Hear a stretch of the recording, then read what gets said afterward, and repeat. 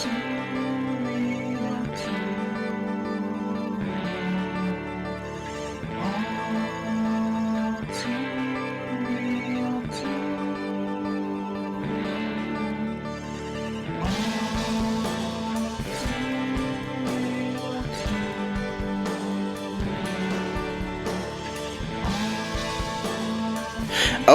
everybody, welcome to the latest episode of All Too Real 2.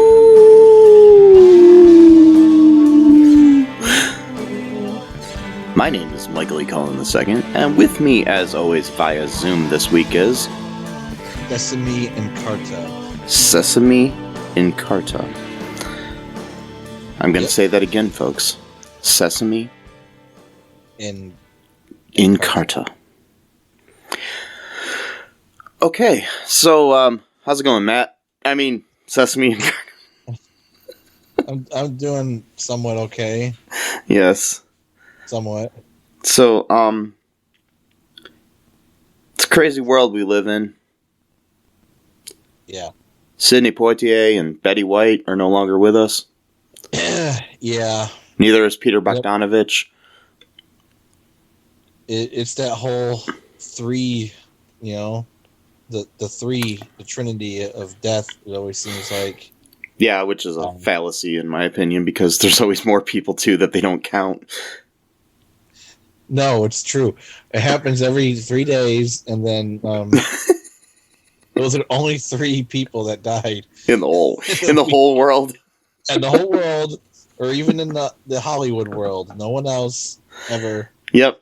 Not some B actor that people don't remember or anything like that. Nobody in the.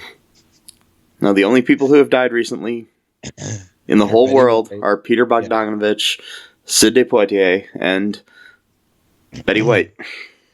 Yep. That makes sense. So that's interesting. Not to mention all the people that died of COVID. But anyways, just the millions and whatever. It doesn't matter because we're just gonna live through this for probably the rest of our lives. So that's gonna be a nice little fun little trip there. 38 years old, probably gonna be like 50 before this officially winds down. So that's cool. And then we'll look back on it and we'll be like, hey, remember when? Yeah, you remember that 12-year gap where there's like just one long like string of time without any kind of break? It just extends. Where remember it that just seems awesome. like life never starts, never ends. Yeah. It's just there. There's an actual effect. I don't know what it's called, but there's an actual effect like that. And when the pandemic first started a couple of years ago, that's true. A deliberate statement there. 2 fucking years ago. There was an article that came out about how when monks, like Christian or like I think Christian monks, like I think maybe in France or England, I don't remember. There was like especially the ones that they took like a vow of silence and they just meditated and prayed all day. They didn't really have like a social life like outside of their like monastery. There was an effect that they had noticed and they wrote about was like just like this sense of like just like timelessness, but like a very agitated version of it where it was just like just like an emptiness, like not necessarily sad or angry, but just like just restlessness, like and it's like we're all experiencing this. I mean, or at least most of us are. It's 2 years of essentially living somewhat of a monastic life. And, I mean, at least those who've been taking it seriously have. And speaking of monks, yeah. Tony Shalhoub was in the show we're covering today. Oh yeah, I forgot that we were actually covering a show and not talking about COVID. Yes. So I tell you what, though, this Omicron, it's like rushing through everyone. Like almost everyone I know in my family's got COVID now, except for like my parents and like my uncle, who he already got his COVID like way last year at Christmas time. And then my aunt got it about a month ago. She's a long hauler because she already has some issues already to deal with.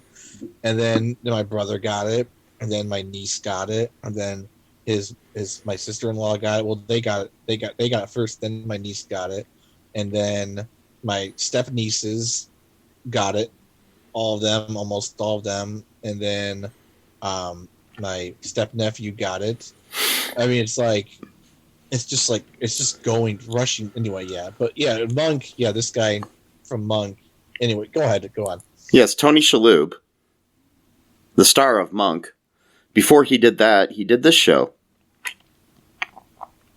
This show that we're covering today called Stark Raving Mad, which premiered on September 23rd of 1999. It also starred a post Doogie Howser, pre How I Met Your Mother, Neil Patrick Harris. Yeah, that transitional period. It was also pre Harold and Kumar Go to White Castle as well. So. Yes.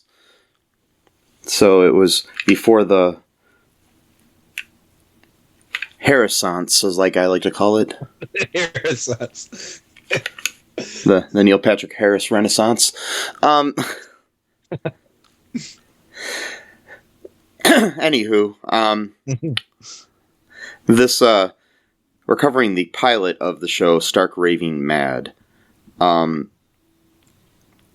which was really actually good. So, what'd you think of it, Matt?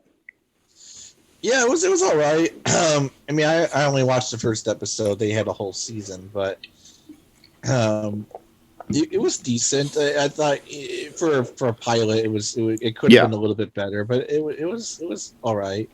Yeah, I mean, it's one of the better pilots we've watched recently. Yeah. Yes. Without a doubt. The show actually had pretty good reviews when it came out.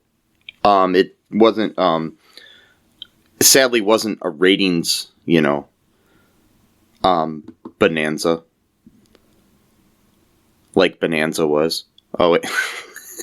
It wasn't like Bonanza. Well, yeah, because it followed Who Wants to Be a Millionaire, and people were eating that stupid. Yeah, it was on. It was on at the same time as that. It was being beaten by that. It followed Frasier on NBC, and it was part of Must See TV, and it kind of like had that whole like pedigree of Must See TV, which was big back then in the 90s, slapped on it, even though it was still a new show. So it wasn't like, this isn't necessarily Must See TV, Yeah, it was too. Frasier's kind of already a show with a kind of like stuffy, like kind of, I don't know how to explain it, like having two shows that are about kind of like upper scale type. I can't really describe it. You know what I mean? Yeah, like snooty people. Right. Yeah. So it's like you need a show to kind of break that kind of, you know what I mean? Just kind of mix it up a little bit, but they didn't do that. So the show also starred Eddie McClintock as Jake Donovan, who was he's the assistant. Okay, so the basic premise of the show is that Neil Patrick Harris is a writer's assistant or something like that at a publishing house, like an editor, who is forced upon this crazy guy with the last name Stark. It's not Tony Stark. No, it's Ian Stark, played by Tony Shalhoub. Neil Patrick Harris plays Henry McNeely, and they and it's kind of an odd couple sort of thing where Neil Patrick Harris is like this kind of like, germophobic guy, which is really interesting because Tony Shalhoub went on to play a germophobic guy on Monk. Yeah. And Neil Patrick Harris went on to play this kind of like womanizing, kind of like almost like carefree sort of guy on How I Met Your Mother. It's like they switched roles when they went on to their next projects. Yeah, it is. I wonder. Yeah, I wonder if that was intentional or if it just kind of happened that way. But what happens here in this episode here, Matt? It starts off kind of just really right off the bat. He's like kind of arguing with his, like, I guess, editor in chief or whoever, who's just kind of laying down the law, you know, like, well, and it's interesting too because this came out after. I mean, it aired after Frasier, and the woman who plays his boss also played Frasier's agent. Oh wow! So yeah, that is pretty interesting. Yeah. So she's just kind of laying down the law, like saying, like, well, you know, this is your job. If you want to keep it, you know, you gotta go do it for this guy, because he really wanted to edit this other guy's work, who was like more his speed or whatever. But she's like, no, just go to his house and see what's up. And then he goes over there. And he meets the assistant guy first, and he's kind of wondering, you know, if it's him. But then he kind of makes some remark about like, oh, good job on the book. I forgot what name it was, something about below ground or something like that, or above ground. And like, yeah, you know, it took me a while. He's like, oh, don't worry about it. 2 years. That's really not a big deal. He's like, oh. No, like they used to make us read tons of books in high school, and it's like, oh, it took you 2 years to read the book, okay? And then, is that weird? Because no, I'm joking. I guess so. Well, if you're like a writer's assistant, you probably should be reading frequently. But Oh, okay. So the fact that it's been taking me 2.5 years to read The Cat in the Hat is kind of a weird thing, right? Yeah, it's not great, but you might want to get, you know, checked out for that. But yeah, you know, you might be more a visual learner too, you know, so that could be, you know. Yeah, I want to know how it ends. I'm waiting to find out. You know, don't ruin it for me or anything. I won't. I mean, I'll ruin this show for everyone in a second. But so he goes in there. And then, you know, it's the early 2000s, so like a lot of comedies used to like make light of suicide, like it was like a joke, I guess, or whatever. So he sees the guy hanging from, like, you know, the ceiling. He starts freaking out, and then the guy yells at him. He freaks out more because, you know, an animated corpse is talking to him. And then he realizes, oh, he's doing it for, quote, research purposes, because he wants to get inside the heads of the characters that he writes about. So he's like, and you'll see this, he does quite a few of little stunts like these throughout the episode. And there was just one little point earlier too that I wanted to ruin the show about. So like, so when they're arguing about him doing the job or whatever, he says something like, this is not what I had planned for my career or whatever. And his boss says, oh, well, I didn't plan on my son saving up for breast implants, but here we are. Nice little trickle of yeah, you know, transphobia. But 1999, that's probably actually pretty tame. Exactly. Still doesn't excuse it, but especially, context. I mean, it's kind of, especially after like the last show we covered on our show, which was full of like stereotypes and. Yeah, that show. I forgot about that already. So yeah, Veronica's video. Yeah, I mean, which was out around the same time as this. You know, I mean, in the same era, maybe a couple years before, but it's still earlier. Earlier. Yeah. So, but God. I mean, the same basic time frame. So it's like, yeah, just 2 years shy. Yeah, I mean, it's. I mean, I wouldn't hold it against it. I mean, at that time, it, you know, like I said, that's pretty tame. I mean, we had shows on the air at that time where people were dressing up like women and being made fun of for it and stuff too. So, you know, it's like, You're right. Well, yeah, I'm at this thing where I'm at this point in my quote. I don't even know what you would call it. Just intellectual journey or whatever, where I'm pretty much like at the state where like I acknowledge it and I don't justify it, but I also see the context at the same time. And I know that might piss off a lot of people in either camp, where you either are anti woke and everything's great and you just offend anyone that you want, or the other side where it's like anything that's problematic from the past automatically needs to be like deleted completely from history. I kind of take a middle approach, From, Yeah, but that's just me. Ace Ventura is still considered a classic, and that was very transphobic. Oh my god! Oh, that one is super. But oh my god, yeah. But the movie's still funny. You can't, you know what I mean? It's like you can't really, deny that. So. Well, I do actually, because I hate that movie. Yeah, actually. but you know what I mean. It's still considered a classic. So it's like, you know what I mean? I just never. I mean, I just I hate that role of Jim. I will say it's not my favorite of his by any means, but yeah. I'm so glad that he moved forward in different direction. Yeah. But so that's around the same era of life. Mm-hmm. Yeah, and also too, there's an episode of Family Matters where they're like on like a roof party or something like that for some reason. Don't remember the details, but one of Steve, it wasn't Steve's friends. What was the girl that he loved so much? What was her name? Laura. Laura. I think it was one of Laura's friends where like his kid says, "Oh, my dad is a stewardess on an airplane." It's like, wow. Yeah. It had nothing to do. It had nothing to do with what they were talking about either. It was just like a throwaway line. Like it had nothing. Like there was no like at least like with Friends, with Chandler, there was like a whole theme behind that. Like it was part of the actual episode itself, not just like a random. Anyway. Yeah, where Kathleen Turner played his mom. I mean his dad. Right. So, yeah.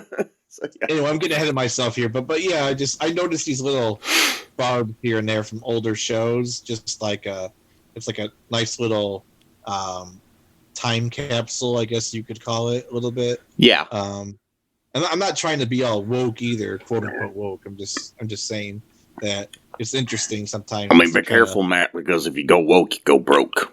Yeah, we're not allowed to be woke here in this here country right here. Mm-hmm. I saw a post earlier too where people now are just throwing in the word woke in like context that doesn't even make any sense whatsoever. Like it's like just now it's like a catch-all term. Like you could be talking about like getting something from McDonald's and like they didn't make your sandwich right. And you're like these woke these woke Gen Zers, and like, what does that got to do with your burger not tasting good? Like it's wokeism. Like okay, I guess like. Well, it's because the person that served it to me was a vegan, and How do you know they're a vegan? How do you know that? I just do. I just do because look at the way they're dressed. They're wearing that their McDonald's uniform, and wait, they all wear a uniform. Yeah, but she wore it different than the other people, and hell, it's like a little bit of like crinkle here and there in the shirt. That's like their way of like advertising to like the others, like, oh, this like me and you, we're the same, type of thing. So it's all part of the code of language that the wokeists do these days. Go woke, go broke. Vigilant, brother. Yes. So, anyways, yeah, the show. Yeah. So, this episode was actually, I thought, pretty funny. Mm-hmm. Yeah, yeah, he shows up at the apartment of the of Ian Stark, and meets the assistant, and then he finally meets Ian. He goes into his bedroom, and Ian's hanging from a noose.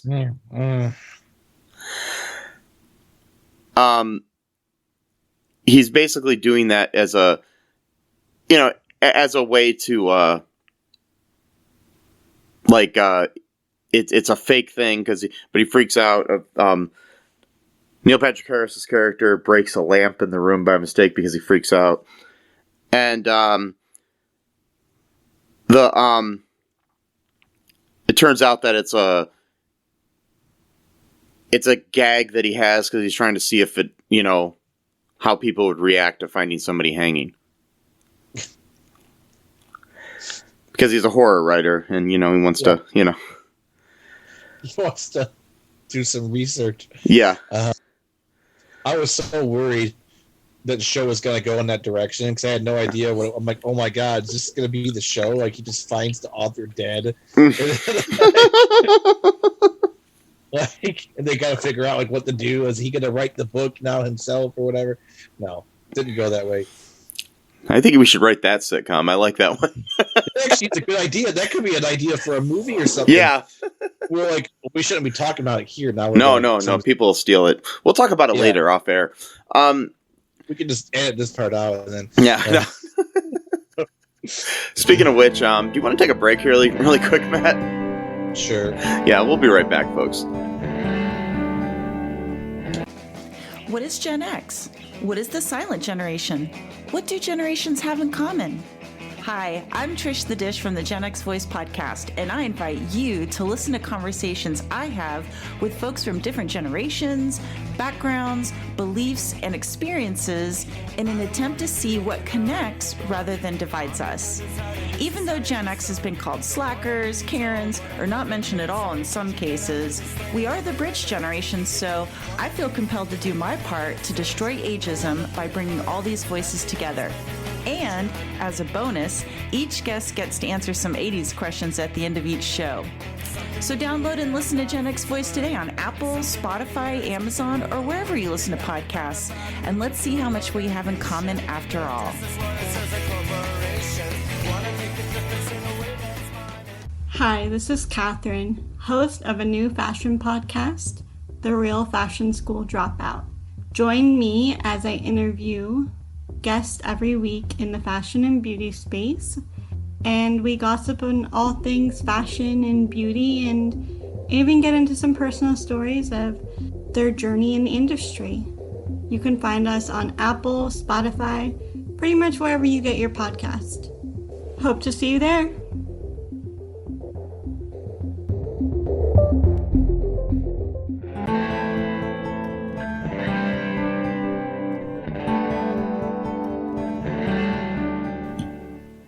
And we are back. Back. Back. Back. No.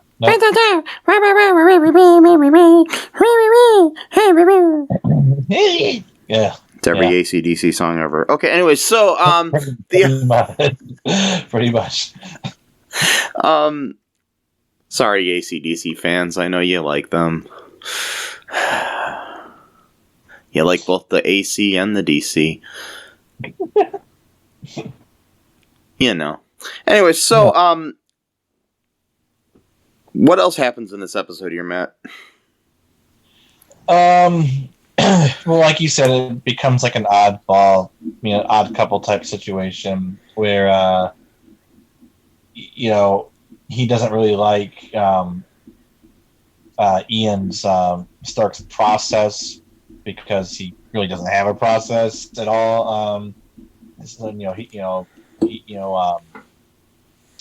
What's Neil's character's name? What's Neil? Henry, I believe. Henry is very organized, very stiff, type of. So he wants everything to be set. It's you start work at this time of day, and this guy doesn't have any kind of process whatsoever. He just does whatever he feels like doing, and so pretty much days or weeks go by where he's really not getting any work done whatsoever, and Henry's just kind of just wasting his day just hanging out at this random dude's apartment. So they get into an argument about basically pointing out each other's flaws or perceived flaws, and Ian Ian tells Henry that he's, scared of everything or whatever, and that's why, he's glad that he quit and stuff. And then Henry says, "No, you're the one that's scared because you're afraid to actually write anything. That's why you're just wasting all this time procrastinating because you're afraid that, you did your one and only good work and nothing will ever follow that." And that is actually a fear of a lot of creators. Is I have that fear a lot too with my music. I always wondered, did I really do all my best stuff, and it's just everything from there is just like cover, like almost like a cover band, like version of like things, like just never gonna really top it, so Ian starts writing or at least like tape recording himself, of his ideas that night, and then his assistant ends up breaking and entering into Henry's apartment, which is a felony. It is? Well, shit. Well, the window wasn't locked, so I guess technically it is breaking and entering, but also bad security on the part of Henry, which is weird because Henry's such a phobic of things. Right? He apparently he doesn't have a phobia of lack security, so that might be the one thing that he's not afraid of. So he shows Henry the notes and stuff like that. And Henry starts pouring through it during like a sort of montage type of scene or whatever, and he's like enthralled by it. He's like, this guy's brilliant and stuff like that. But then like they do like a little twist. He's like, but you still have to get me away from him. It's like, wait, what? He's like, I don't want to work with this guy. So it's like, wait a minute, you just said he was brilliant, stuff like that. So she lets him work with the guy that he really wants to work, but he's just like a total bore. And then Henry realizes that he needs that kind of chaos in his life, the balance his order, type of thing. Yeah, you need to have the bitter and the sweet. Yep. Yes. Yep. Because, you can't have either without the other. Yep. So, yeah, basically then he comes back and yeah, we go through like all these different things where there's different crazy things going on. My favorite thing was where there was a decapitated head scare. Yeah. He hides inside the cushions of the couch with his Ian does with his head sticking out, and it's underneath a box. And Henry lifts up the box, and there's Ian's like decapitated head sitting there. So. You know how dangerous that is? What if someone sat on that and broke his neck and didn't know that there was a head sticking out of there and just decided to sit down on all those boxes anyway? Yeah. So he's dead forever, for real that time. That would be karma, man. That'd be karma. I wonder if that's where Always Sunny in Philadelphia got the idea of putting Danny DeVito sewed inside of a couch. His head was like popping out of the cushion because he couldn't breathe because he was sewed inside the couch. I doubt there was any, but still. Maybe not, but yeah. Yeah. Probably not. Yeah. So, anyways, he comes back, realizes he wants to be there. He does this thing where he tries to do the hang himself thing at the end. Yeah. And he's just kind of spinning around on this thing because he wore the I don't know, the harness wrong to make him look like he was hanging. And I did kind of find the joke funny. He says maybe this is why they always have women play Peter Pan. I didn't get the joke. Okay, so they have these harnesses so you can fly on stage. Uh-huh. And the basic idea was that, the harness is probably, very uncomfortable on his junk. And okay. Yeah. So I actually found that kind of funny. Anyways, so Anyways, they end up leaving him hanging there. Yeah, which probably caused blood loss, oxygen, to his brain, stuff like that. Could potentially have life-altering or fatal injuries, so that's murder or homicide. Right Yeah, there. I mean, that's how the show was going to end. The next episode, they were going to find out that Henry was dead, and no, I'm joking. They got to hide the body. And that really becomes like a horror type situation. How are we going to evade the law? How are we going to tell his boss, that did he show up, at any point? No, he never came by. They got pay off the doorman and like the guards at the apartments. That don't you saw nothing. You saw no one. There is no Henry McNeely. There is no Henry McNeely. There is. What it reminded me? I don't know why. When I just said you saw no one, when I said that. So like, you remember that really cool YouTube channel called Zach Morris is Trash? Yes. Which sadly I think is over because there hasn't been a new season in like 2 years. It seems like, but probably went through all the episodes. Well, yeah. But anyway, I think I did that before that was even a thing. Because do you remember that song I made? Well, that song, that audio file I made like way back in like 2006, where it was basically like Zach and Slater accidentally killed Screech, and they're like trying to figure out like what to do with his body, and like Zach is basically like the bully in the situation, like telling Slater he's gonna kill him if he doesn't keep his mouth shut. And like, I don't know, I'm just reminding me, like, I almost did my own kind of like Zach Morris's Trash type of thing, but of course my own weird Sesame and Carter way of doing things, which is much more darker version of stuff. It's kind of weird too. I mean, like, sad now that Dustin Diamond's the only one dead. No, this is way before. No, I know, but it's sad now is what I'm saying, that you kind of almost predicted that. Yeah. Well, no, in that one they accidentally killed him. No, but maybe that's why. No, I'm joking. Maybe we'll find out it was Mark Paul Gosselaar and Mario Lopez. Just joking. No, but the guy who created Zach Morris's Trash, actually, they had a podcast it's been on a long hiatus right now, but called Zach to the Future. Oh yeah, that's right. Yeah. With he was co-hosting it with Mark Paul Gosselaar, where they were going through each episode because Mark Paul had never watched any of the episodes. So that is so amazing. The perspective. Yeah. Would just be especially the older ones from like '89, like over 30 years ago. Yeah. Like, he barely might remember like filming that scene, but has no idea what came out of it. Yeah, he doesn't even remember filming them. Really. Oh, wow. I mean, he kind of does, but he remembers more of the behind the scenes stuff than the actual episodes and like what happens in them and everything. It's kind of an interesting. Yeah, check it out if you like. Saved by the Bell. It's an interesting podcast. I hope it comes back. Yeah. It's been on this really long hiatus. It's been off for like months. I don't know what's going on. But anyways, so because they did like 2 seasons and now they're kind of just I don't know. But how many episodes do they review? They're reviewing every episode. They started with they skipped the Miss Bliss season, but they But they start with they might go back to it eventually.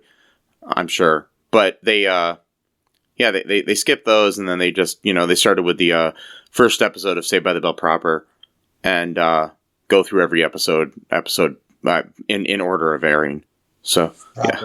No, what I mean is how many have they recorded so far? Oh, I mean, they did 2 seasons. I think about 2 seasons, like maybe they're on the like 2nd or 3rd season of the show. Okay. Yeah. Okay, cool. So, yeah, I think they're like halfway through the 2nd season of the show of Saved by the Bell, that is. So yeah. Anyway, so back to this show. So what were your final thoughts here on this episode, Matt? It was pretty decent. As far as pilots go, it was all right. It did feel a little bit rushed, especially like the montage scene. And it seemed like it came a little bit too early into the episode. Yeah. Like where they're hanging out. It seemed like that should have been something that was maybe in like 20 minutes into like a 40-minute episode. But, Well, it wasn't a 40-minute episode. It was a, you know. No. What I mean is, if it were a 40-minute episode, Gotcha. that would be like. Okay. It just seemed a little bit quick to be like doing like a sort of buddy montage scene that quickly into a episode, especially the first episode. Yeah.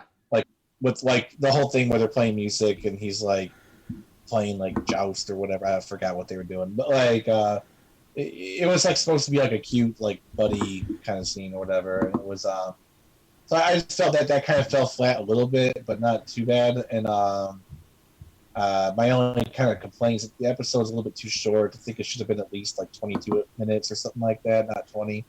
But like, well, that's other than dependent that, on commercials and shit like that, unfortunately.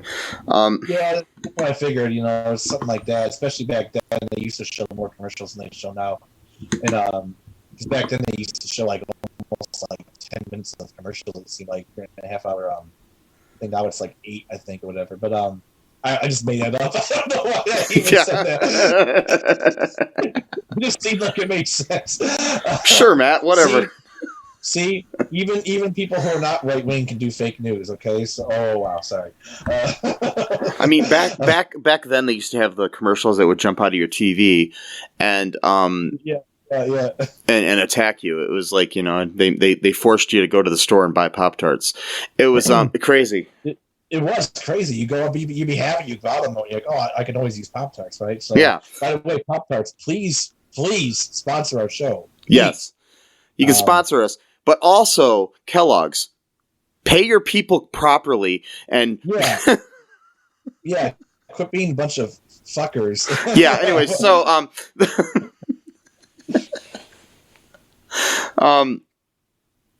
so yeah, it's interesting. I really liked this show. And I do kind of vaguely remember watching it when it came out. Mm-hmm. It's I'm going to read one review that I found here, Matt. Okay. Because a lot of these are pretty good, you know, reviews. So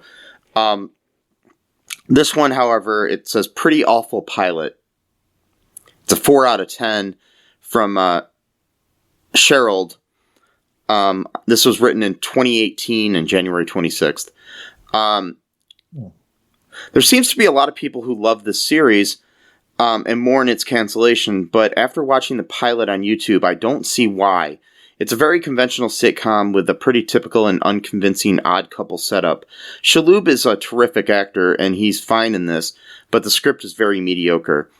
Maybe it gets better. I have seen this series that I have seen series that had bumpy start, and perhaps all this love comes from somewhere. After all, the creator of the show created Just Shoot Me, Ooh. which started off quite poorly but improved after a few months.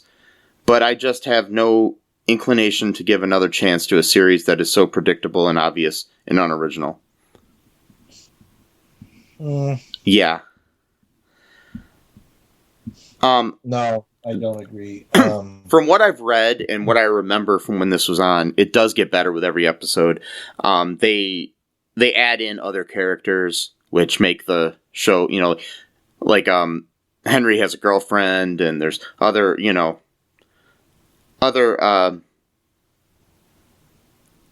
characters added in, like a bartender and things of that nature that are main characters in the show that add to the whole thing. But one of the downfalls of that a lot of people complained is that it started to become more like a Friends or a Caroline in the City sort of show, where it wasn't as much focused on the two main characters as much as an ensemble.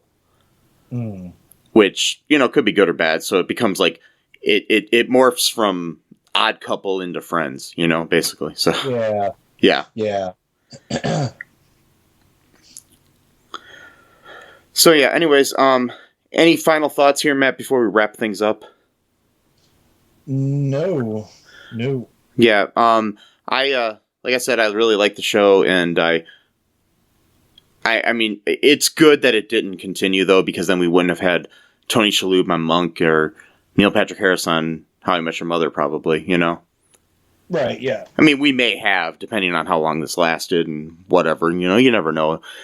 We should, check in with Doctor Strange and see the multiverse where this show lasted. Yeah. And, see if that, maybe it'll be in Doctor Strange in the Multiverse of Madness. There'll be like a random multiverse that they enter where Stark Raving Mad was like the #1 show on TV. See, I always wonder about that too. Like, it'd be really cool if they could explore that in multiverse, like things like different TV shows or like shows with alternate endings or different actors. Like, Yeah. They probably can't do it because of all the copyright laws, obviously. But like, it'd be cool to like if you live like on a different Earth 2 or what we would call Earth 2 or whatever. Back to the Future has a completely different actor, or that the movie never exists. Like the whatever, the Eric Stoltz version of Back to the Future got made. Yeah, or something like that. And to them, that's just a normal movie. That's the way it is, Yeah. Or anything else for that matter, TV shows like Scrubs, different actor or whatever. Yeah. It's funny because I listened to a podcast, the other day where Zach Braff was talking about how he almost got cast in a play on Broadway that would have prevented him from doing Scrubs. Oh, wow. So, interesting world. Anyway, so, yeah, actually. Yeah. It's kind of like the whole like Last Action Hero thing where in that world, instead of Arnold being the Terminator, it was Sylvester Stallone. Right. Yeah, because Arnold Schwarzenegger is a character and this whatever, So it's just a weird world. Right. I need to watch. That's another movie I want to revisit sometime. I really like that movie. It was interesting. Which one? What was it called again? Last Action Hero. Yeah. Yeah, Last Action Hero. Yeah, I remember seeing that when I was younger. Yeah. So that was you're right. That was like a very meta concept for its time. Like that was like not a thing at all at that time. Like, no.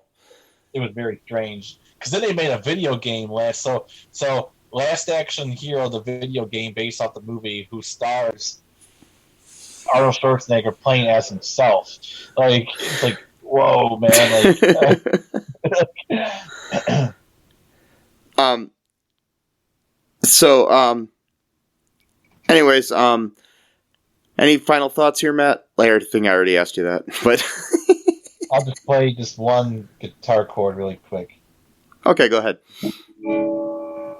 Oh, it's out of tune. Damn it. Whatever. Here, this one's better. There we go. Okay. Okay. Yeah. That's all you're playing? Yeah, just that. Okay. Anyway, so, folks, make sure you subscribe to the show on whatever platform you're listening to it right now. And, if you want to subscribe to it on other ones, that's cool, too. I don't know why you would, but go ahead. Yeah. Check out our website, all2real2.com.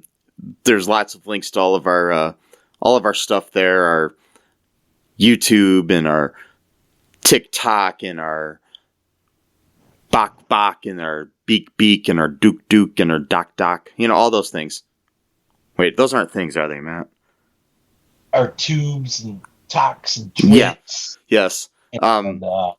Yeah, I've been putting up some random shit on TikTok too on our page just for the fuck of it. But